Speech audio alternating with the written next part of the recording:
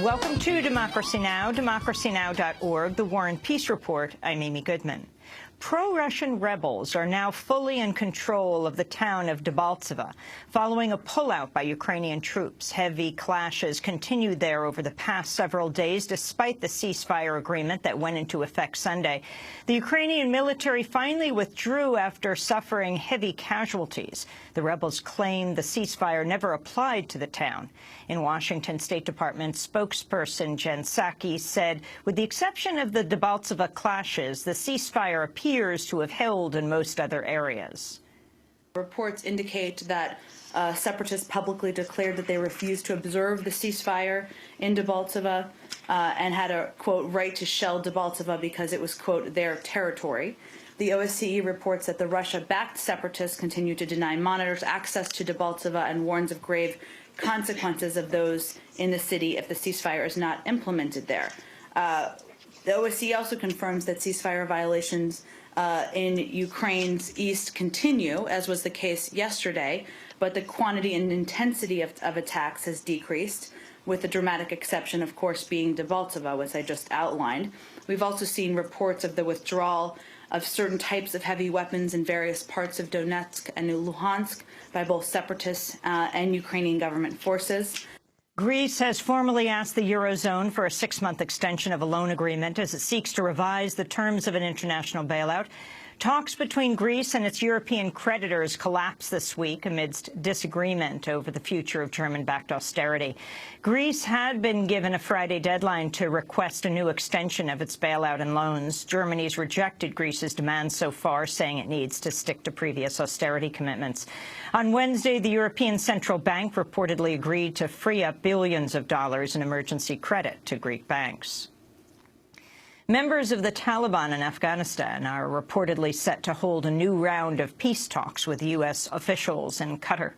There is no firm timetable, but a Pakistani official said the negotiations could begin in March.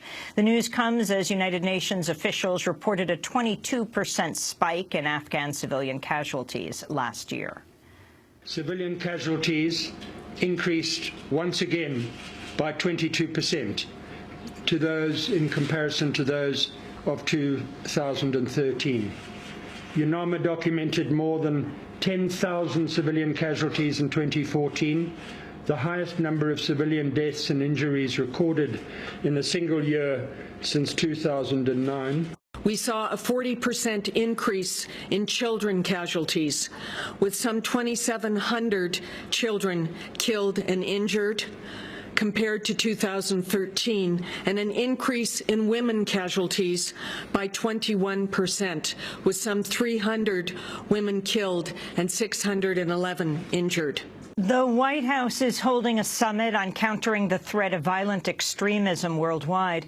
In a speech Wednesday, President Obama called the Islamic State a perversion of Islam. Al-Qaeda and ISIL and groups like it are desperate for legitimacy. They try to portray themselves as religious leaders, holy warriors in defense of Islam. That's why ISIL presumes to declare itself the Islamic State. And they propagate the notion that America, and the West generally, is at war with Islam. That's how they recruit. That's how they try to radicalize young people. We must never accept the premise that they put forward, because it is a lie. Nor should we grant these terrorists the religious legitimacy that they seek. They are not religious leaders, they're terrorists. An explosion in an Exxon Mobil refinery south of Los Angeles has rocked the surrounding area with the equivalent of a 1.4 magnitude earthquake. The blast in California happened as oil tank cars from a derailed train remained on fire Wednesday in West Virginia, 2 days after that accident. The derailment forced the evacuation of 2 towns and destroyed a house. We'll have more on this story later in the broadcast.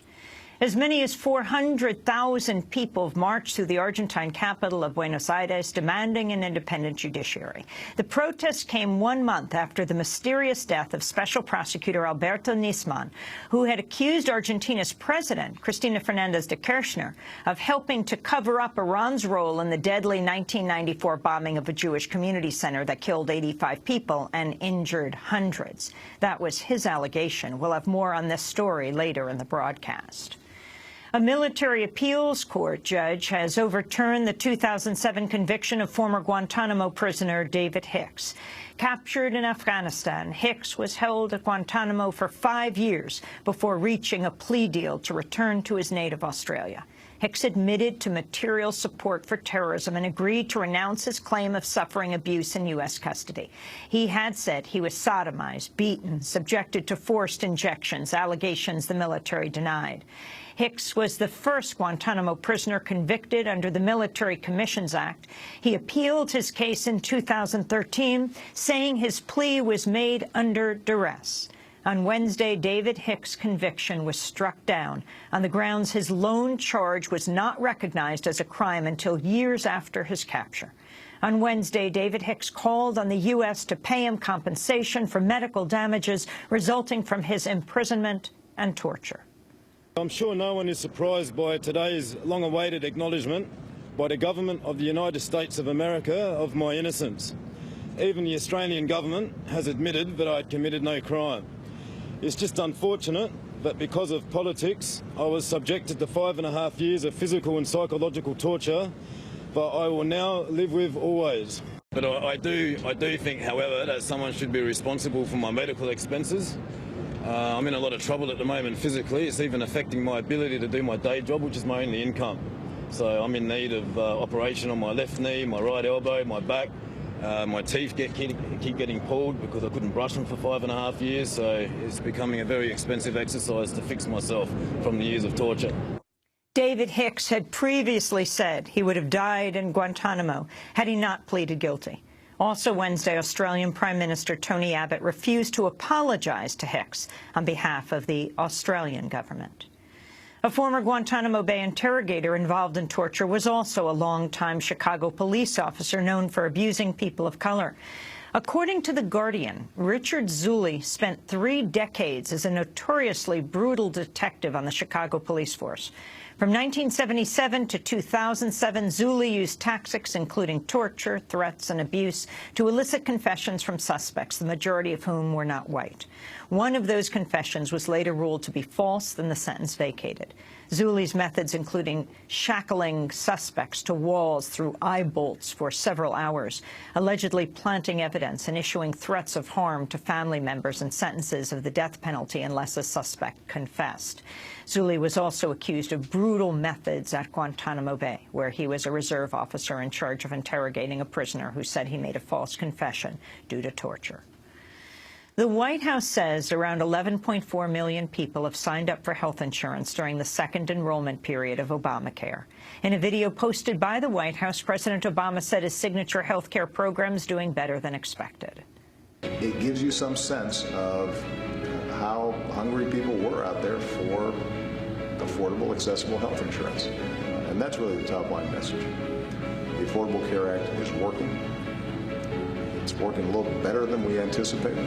Certainly, I think working a lot better than many of the critics talked about early on. The Justice Department's reportedly prepared to sue the Ferguson, Missouri Police Department if it doesn't address racial bias in its practices. According to CNN, outgoing Attorney General Eric Holder will announce the findings of a federal probe in the coming weeks before he steps down. The Justice Department's expected to accuse the Ferguson police force of a history of systemic bias, backing the claims of a recent lawsuit that accused local officials of targeting people of color with arrests, tickets, and fines. Eric Holder, meanwhile, has announced he will support a national moratorium on the death penalty. Holder made the comments in light of a recent Supreme Court decision to stay executions in Oklahoma pending a review of its lethal injections. Now I'm speaking personally, not as a member of the administration, so somehow separate yourself here. I think there are fundamental questions that we need to ask about the death penalty. I have not been shy in saying that I am a person who is opposed to the use of the death penalty. The Supreme Court's determination as to whether or not lethal injection is consistent with our Constitution is one that ought to occur. From my perspective, I think a moratorium until the Supreme Court made that determination would be appropriate. Sub-zero temperatures have engulfed the eastern third of the United States today as a blast of Arctic air rolls in from Siberia.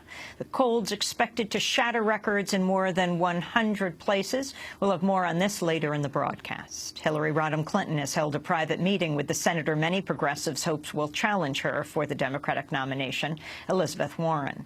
The New York Times reports Clinton invited Warren to her Washington, D.C. home to consult on building a populist economic agenda. Warren's been one of the Senate's leading voices challenging corporate power and financial deregulation, including policies advanced under Clinton's husband, President Bill Clinton, in the 90s. Senator Warren has said she's not running for president, but progressive activists have launched a campaign urging her to reconsider. During their meeting, Hillary Clinton reportedly did not ask Warren to endorse her likely presidential campaign.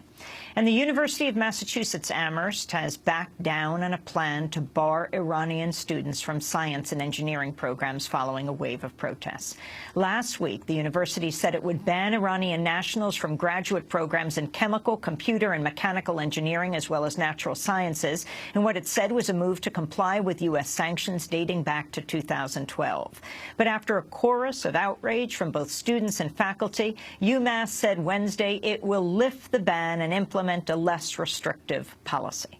And those are some of the headlines. This is Democracy Now!, democracynow.org, The War and Peace Report. I'm Amy Goodman.